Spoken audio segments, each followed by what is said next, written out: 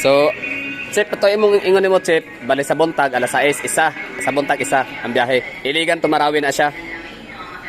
Oh. Pero kanang asay sa buntag siya, usahay magod. Na time nga, bigla ng unit ba, o di ba kadagan ng buntag? Hapon kita nan. Okay. Pero usahay yun na, at least na isa sa buntag niya. Sa hapon, tulo na. Muna siya ang iligan tumarawi. Tapos, ang marawi to iligan. Kunyari, mato kong mga iligan. So, usang makabalik ko, madri apot sa iligan. O, kunyari, mato kong marawi. Iligan to marawi. Tapos, balik na po kong iligan ugma. Bukas kaya sa buntag, makabalik ko na ka. Makabalik ko na dayo, no? Na may schedule ka na daw, isang to, gikan sa kwan, pero gawas, ang nagdaon. So, bot pasabot, ang last trip sa Marawi, or ang biyaheng Marawi to, iligan, mga unsang orasa na siya. Marawi iligan? Oho. Last trip, maybe. Sa gabi Sa buntag. Last trip sa buntag. Oo. So dili. Wala ko sa ikaw, nabigay ito biyahe.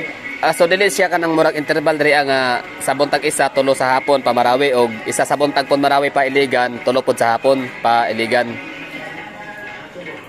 Kuha na muna sir, at least ang gabihay gini nga unit, upat na kabas. Pero ang kanang tulo, diri ra gid sa again Marawi ra gid siya. Cagayan Marawi. Ang isa ka unit nga para gikan sa Marawi sa buntag. Muna siya para Davao. Pero dili napoy time nga walay mo kuan, walay mo biyahe kay gabi na daot ang bus. So dili permente, dili gyud siya regular ang trip. Ay schedule nga regular kada adlaw pero mo daot ang bus kay isa ra mo padagan nila, dili na padagan. Bot pasabot ugma kung matukog Marawi ugma. Sobra sa Kuan hapon ana. Kung hapon pananglit. Mga babae paghapon po, yan na may tulong ka bus. So mo to tama to kung ano akong ano pagsabot. Dili, bunta na ka magbalik ana kay sleeping naman lang dito. Sleeping na sila. Bunta na ka magbalik ana. So basta buntag diri isa pamarawi unya pagkahapon ay at least tulo pamarawi gyapon. Pero kanang tulo at least sa kuan, dili na siya kuan gid nga maka-available nga makadagan na seat kay namang time nga naijaburin ang unit. Lubi siguro na duha. Lagi isa bilin na. So ang Marawi pa ingon og iligan dili siya sigurado nga naa permente. Buntag na isa sa buntag sa hapon mo dayon.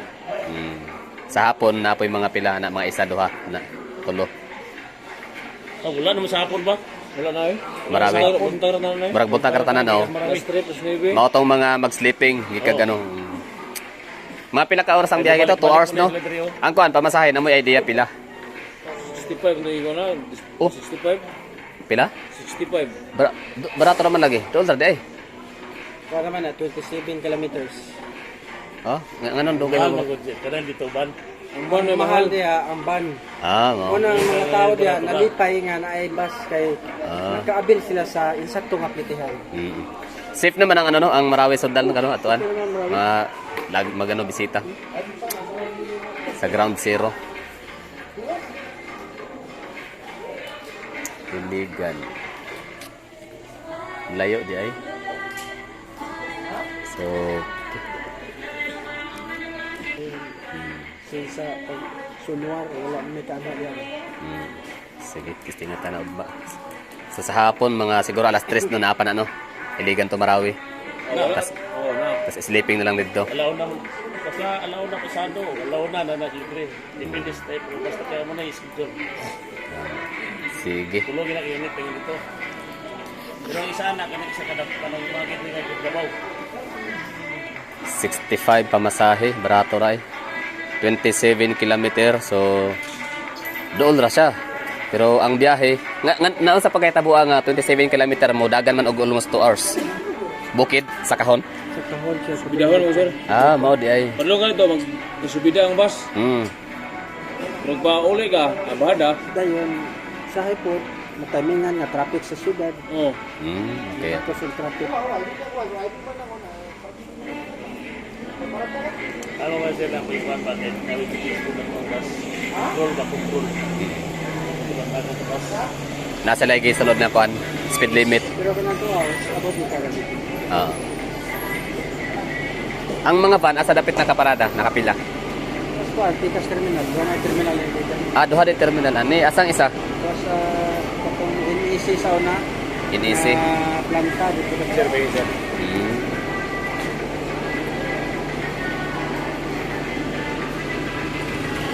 Rural tours. Okay, salamat ha. Alright, so meron na tayo na-extract na information. Marawi, Iligan.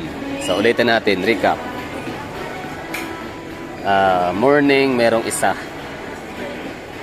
Tapos sa hapon, 3. Yan yung papuntang Marawi, galing sa Iligan. No? Pwedeng galing sa CDO yan o ano, basta pa man ang concern ko dyan is galing sa Iligan. Tapos kapag naman papuntang from Marawi to Iligan naman ay isa. At least isang piraso, isang bus ang tatakbo. Papunta dito pabalik. Tapos ang pamasahe napakamura, 65 pesos lang. Tapos ang distance ay tawag na ito 27 kilometer. So yun, bali 65 pesos pamasahe. Travel time 1 to 2 hours. Distance 27 kilometer. So bakit napakatagal makarating? Sa napakalapit lang naman, no? 27 kilometer tapos 2 hours. Kasi daw siya, subidahon, no? Tarik. Tapos dalawa pa lang terminal dito sa Iligan. So okay na 'yon, no? Okay na 'yung information. So meron tayong idea, pwede tayong pupunta ng Iligan. Dito na naman na tayo. Marawi. Dito na din naman na tayo sa Iligan. Parang i-consider na lang siguro natin na magmarawi. Ano sa tingin nyo? Bukas, magmarawi na ako bukas. O ngayon. Kasi wala na ngayon, no? Ang Marawi ay lang umaga, alas 6, alas 7, alas 8 ng umaga. Tapos pagkahapon 3. Tapos kung ako ay makakapuntang Marawi, kailangan meron tayong ma-sleepingan doon para kinaumagahan. Ayan, first trip, makakaalis papuntang Iligan, balik, no? Tapos CDO. Yun lang. Pero muna tayo, mag-Iligan muna. Gusto ko muna mag-strolling dito. City tour, city walk, mga gano'n, no? Depende kung anong pwedeng puntahan. Gusto ko lang makita. Out of curiosity. Ako naman natin po sa tao din naman ay nagbabalik-balik din talaga sa lugar. Lalo't maganda. Kasi hindi ako pwedeng isang beses lang eh. Kasi hindi ko talaga siya masusulit. Wala akong kaide-ideya, wala akong information masyadong nakuha, no? Alam niyo 'yun. So, mas maganda sa akin talaga yung pabalik-balik sa isang lugar. 'Di ba? For example, Cebu, binalikan ko siya ng 2 beses.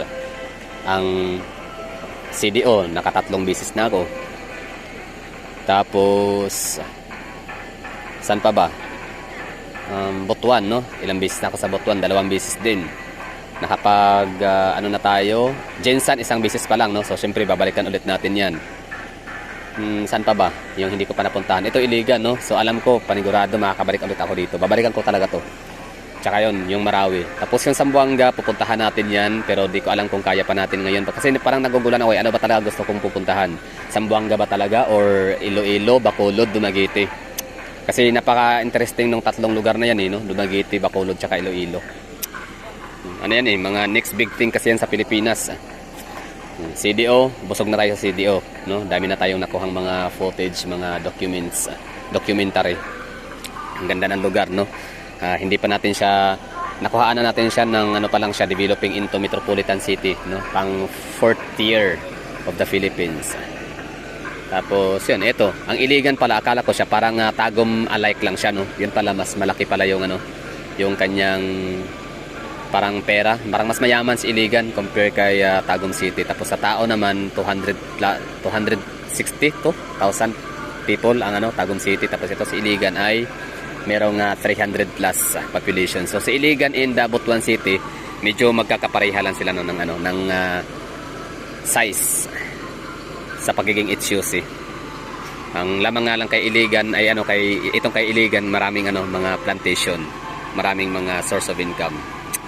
So yun lang siguro, maraming salamat sa panonood. Sana nagustuhan nyo. Ito lang kumbaga counting lang kaalaman.